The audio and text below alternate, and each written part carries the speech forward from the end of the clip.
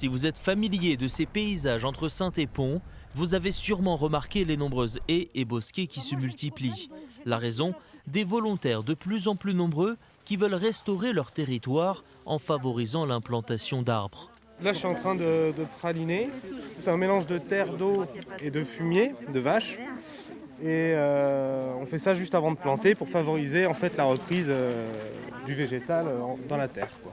Depuis la fin de la guerre, de nombreuses opérations de remembrement ont fini par détruire une grande partie du maillage bocager.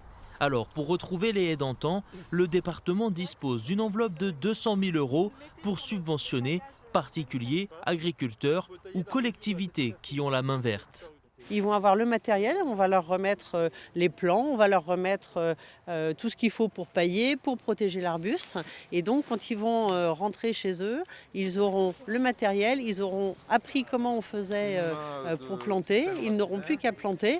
Une subvention pour la bonne cause. Les haies permettent de soutenir la biodiversité en protégeant du vent, du soleil et en assurant une protection efficace pour les animaux.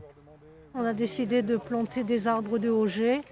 On a un demi-hectare avec une cinquantaine d'arbres qu'on va planter. Et puis on a des chevreuils qui passent tout près de la maison, donc on espère voir ces petites bêtes un peu plus près de chez nous. Voilà.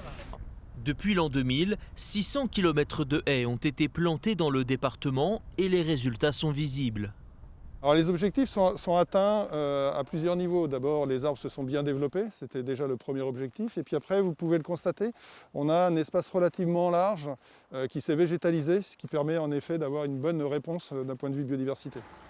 Cette année, en 2020, le département a financé une centaine de dossiers de replantation en zone rurale.